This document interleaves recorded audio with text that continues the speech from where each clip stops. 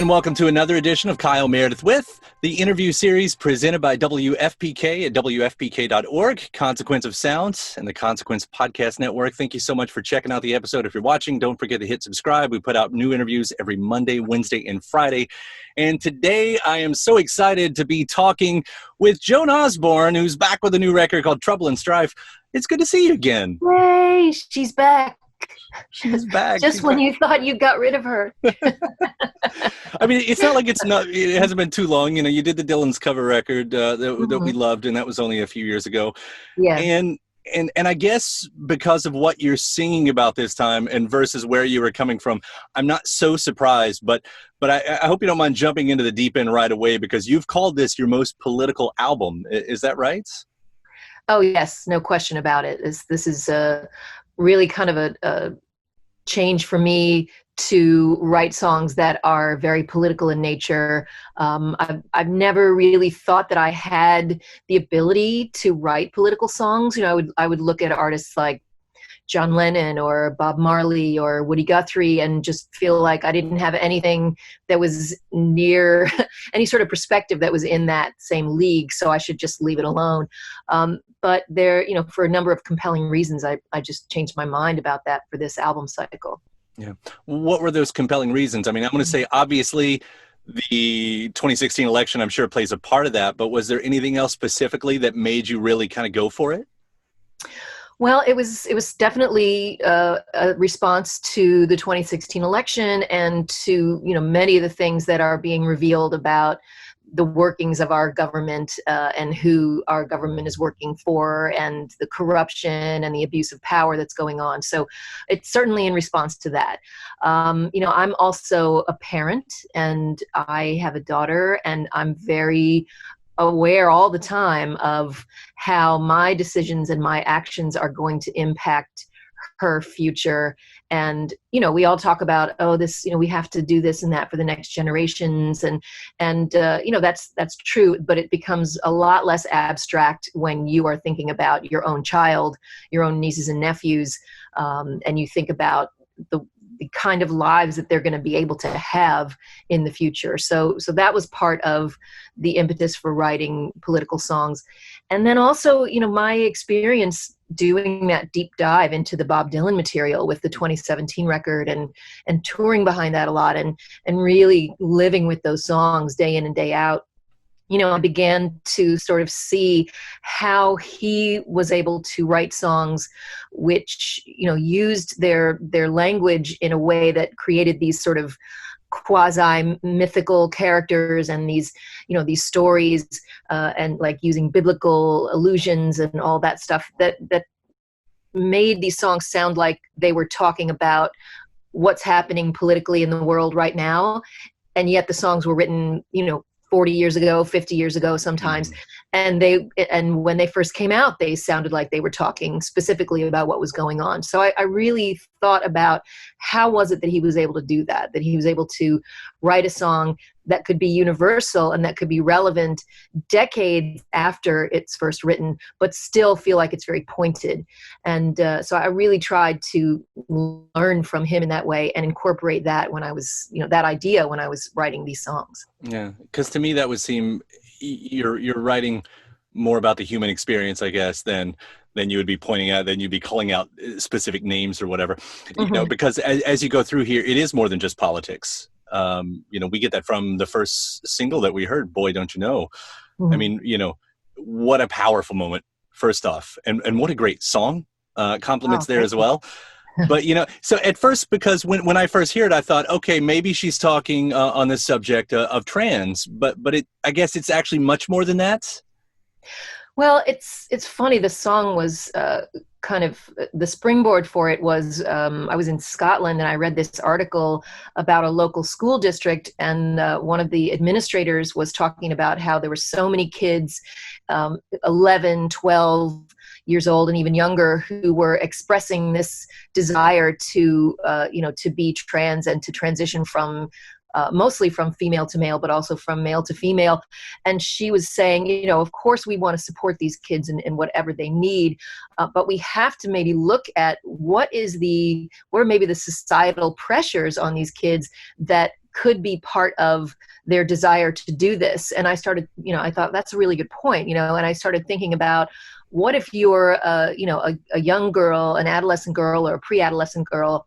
On the one hand, you get this message, of all the time of, you can do whatever you want, you can be whoever you want, and there's nothing standing in your way. And then on the other hand, you turn on the TV and you see things like the Kavanaugh hearings, or you understand that it's really not this sort of wonderland of equality that you're going to be growing up into. So maybe that's part of the reason that you look at someone of the opposite gender with envy and say, I don't want to deal with this stuff. I'd rather do that instead.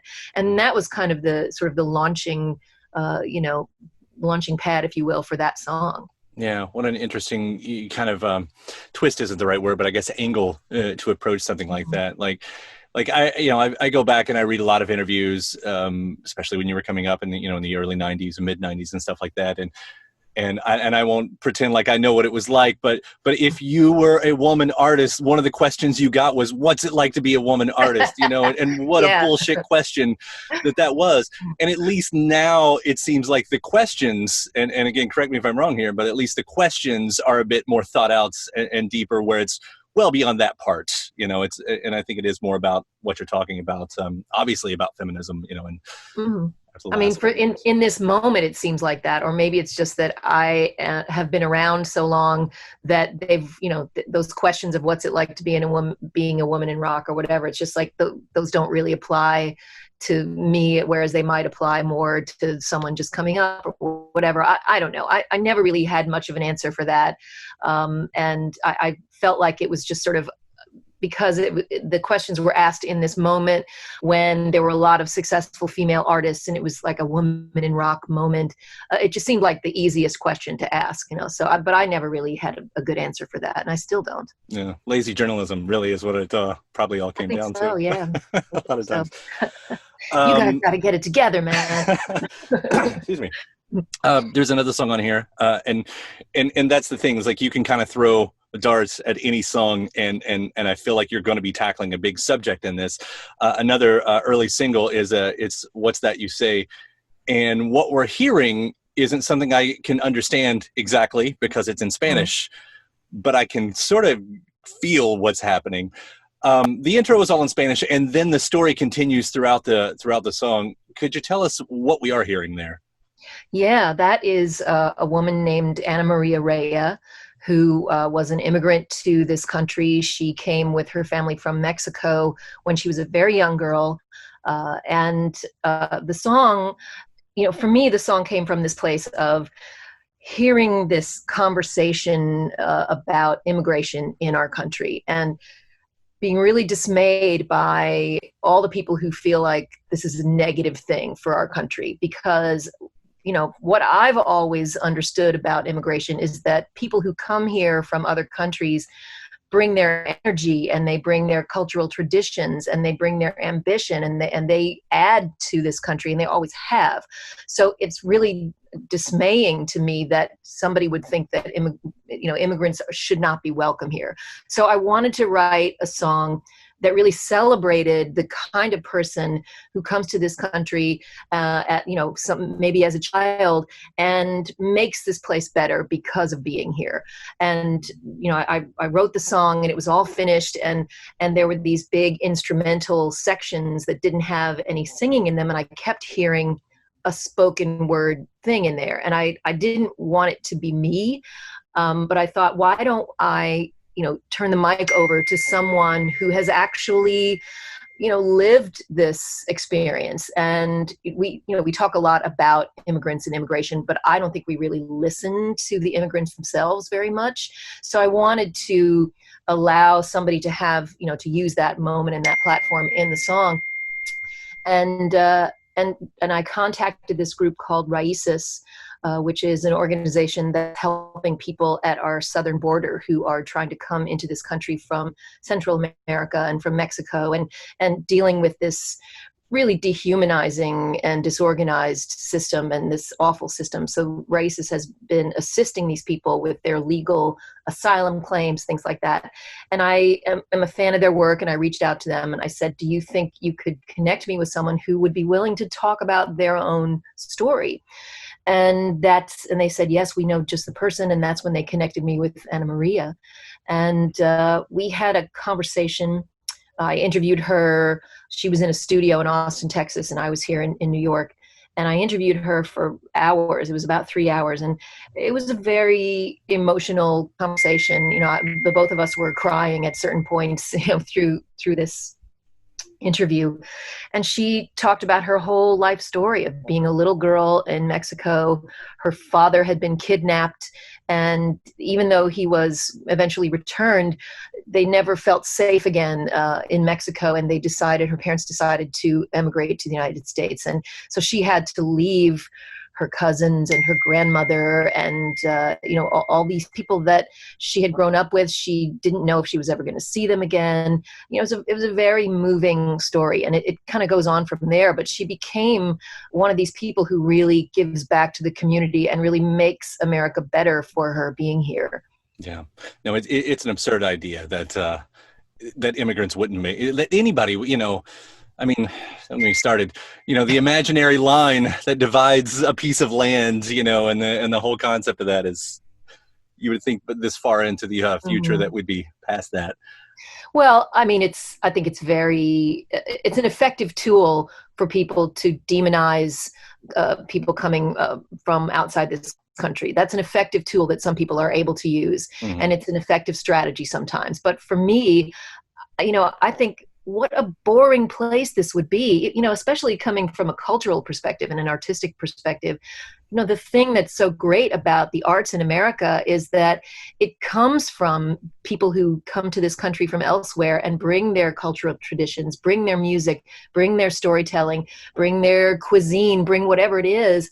And then those different traditions combine and create these brand new forms that are so exciting. You don't have Gene Kelly singing in the rain without all these different, Irish and African American and all these different traditions coming together and mixing up and creating something new. So I just feel like it's incredible that anyone would think that that's a bad idea. Yeah.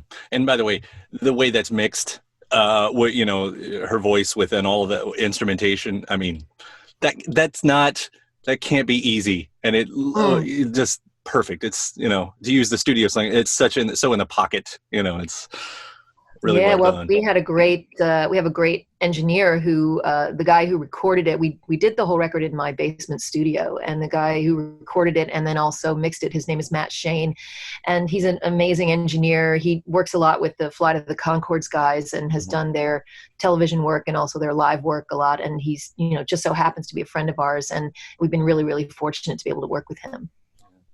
For people that don't know, because you have been based in New York for a very long time now, but you're from right outside of here in Louisville. What's that been like for you to kind of see what's happening, back in the homeland territory, with everything that has been happening here over the last few months? I mean, it doesn't shock me that, something like, the death of Breonna Taylor would happen. I guess what I can take from it, is that the response to it from the community and from, the city and from the state are, from the people actually who live in Kentucky and who live in Louisville. That response has been heartening to me, because I think it's easy for people who are not from the South or from, Kentucky, Tennessee, these areas, to sort of look at the South as this monolith and as this very conservative, kind of place. And I always try to tell people, it's not a monolith. There's all different kinds of people, and there's all different kinds of, political opinions. And, part of what has been heartening to me in this tragic moment is the way that people have responded to this and have gone out into the streets and have tried to expose these injustices and do something about them. And it's happening in Brooklyn and it's happening all over. But I was very heartened to see people out in the streets as well in Louisville. Yeah, and they're still out there too. I mean, it, Mhm. the idea that protests can't, doesn't ultimately fix or remove things, I should say, we're showing out is not true because, and who knows how everything's going to play out. But it was yesterday we got word that the LMPD just hired, Mhm. they're put in charge the very first Black woman Mhm. to run the whole thing. So that's something, and that's because of what's happening out in the streets, and it's Yeah. you know. I think that people who try to tell you that protest doesn't matter are the ones who don't want you to protest because they like things to be the way they are. There's this line that I can't remember who said it, but it sticks with me so much. It's the easiest way to take away someone's power is to convince them that they don't have any. Mhm. So I try to keep that in mind and think about, what's my power in this moment? What can I do? Yeah. Well, I want to take a little transition here, away from the record Trouble and Strife, because a couple of your first mainstream records had big birthdays this year. One, Relish, turned Mm-hmm. 25 earlier this year. Righteous Love turns 20 in October, I believe. Yes. And both, I mean, they're classics. I know there's not a lot more that you probably haven't said about both of these records here. I think first I'm just going to throw some compliments at you. Right Hand Man, one of the best vocals, one of my favorite vocals, that take in there. Oh, Like, thank you. you've got a growl to, and one that you've used before and since, too. What do you remember about recording that song? Oh yeah, I remember being in the studio. We were in Westchester, New York. We had rented this house, and we were kind of trying to recreate the sort of music from Big Pink thing, where the band all moves in together in a house, and we all spend night and day working on the record and that sort of thing. So we were in this big house with a giant, great room in the front with a big stone fireplace, and it had one of those glassed-in porches, and they turned that glassed-in porch into the vocal booth. So I was there with my headphones on and just going over the song again and again and again. And it is a pretty high energy vocal. So it took a lot out of me with every take, and I would need to kind of gather myself again in between takes. But we did it a whole bunch of times. And I remember the teenage daughter of the person who had rented us the house was there watching and listening. And after we were done with the vocal, she kind of sidled up to me and was like, "That was really cool." And I thought, yes, teenage girl thinks it's cool. We've done something. This is great. Youth in America are on our side right Yeah. now. Oh, it is such a powerful and fun song to listen to. Of course, one of us would go on to take a life of its own. I guess I'm more curious. It'd be a few years later on his, I think it was the Emancipation record, right? But Prince would cover that. Yeah. What was that like for you? Did you have any kind of professional relationship with him at that point? I did not have a relationship with him when he decided to cover the song. He started, talking in interviews and stuff about the song and about how much he liked it, and saying really nice complimentary things about me. And I had been a Prince fan for decades, and he was such a legend, and so I was just. I mean, I was I thought people were kidding me when they first told me about it, but I was just so thrilled and so honored. And then I was actually able to meet him um, because he reached out and invited me to this party that he was having in New York. And I went to this party, and it was like the fantasy dream party of being, like a famous rock star or something. I got there, and Sheryl Crow was there, and LL Cool J was there, and Lenny Kravitz was there, and Questlove was DJing, and everybody was out on the floor, and it was like this amazing thing. And one of Prince's handlers kind of came and grabbed me and ushered me into this little back room where he was sitting all by himself. And I had just been dancing like crazy, so I was all sweaty, and he sort of ushered me into this room, and there was Prince, and he's like this tall. He's a tiny little guy. And, I came in, and I'm all sweaty and flustered and breathing hard. And he was like, "Hi, it's nice to meet you." And I'm like, "Oh, I'm so glad to meet you. I just want to give you a big hug." And he just sort of looked me up and down and said, "Well, words can do a lot." Oh, oh. And I was like, okay, that's cool. I love you. Oh, but what a great story to have. You know, Yeah, great so moment. that was me meeting Prince. Yeah. Mm. And you know, and quickly with Righteous Love, so that followed up, but it was a bit of a wait there. I mean, 5 years, a lot of things changed in popular Yeah. culture and music at the time. Um, like, what was it? Did it feel like it was too long? Did you like what was the reasoning for that? And did you feel like still a Uh, part of the popular culture as you had been? mhm. Well, I think I have to take responsibility for it being that long of a time. I think the success that the Relish album had, while I'm so grateful for it, and there were so many things that were wonderful about it, I ended up feeling that I was under an awful lot of pressure, and most of that pressure came from me to do something as a follow up that was going to be just as successful or that was going to be better than that record. And I just really, I tried and I tried and I turned in some things to the label, and they said, no, we're not going to release this. And I kind of twisted myself in knots to try to make it happen, and it just took me a long time to get around that. And that's just what it had to be. It was not a fun time, and I was, I'd sort of wake up every day with this weight on me of like, oh God, I need to follow this record up, and so it wasn't a great fun period. But that was a long time ago, and I feel like right now is a great time to be a creator, at least in my life, because at the age I'm at, I kind of don't care what anyone thinks of me anymore, which is such a liberating thing. So I'm more excited than ever to just try things and write new things, and really, just as long as I like it, then I'm cool with that. And I'm fortunate enough to have enough of an audience that has stuck with me through the years, where I can do that. I can put a record out, and I can, well, at least before COVID, I could go on tour and make a living and support myself and support my family, and I don't have to worry so much about some overarching, pop hits or whatever. Although who even knows what that means anymore? Right. But I'm in a very fortunate position as an artist to be able to kind of do what I want and please myself and still make a living at it, and at this stage. So I'm nothing but grateful about that. You just beautifully brought it right back around to the present day. I appreciate that Saw how too. I did that? Yeah. You do the seg, so I don't have to. That's I'm always awkward at it, but it's true. I mean, we love what you do, and that's no secret, to any of our listeners here in Louisville at WFPK. We love playing your music. We absolutely love with Trouble and Strife.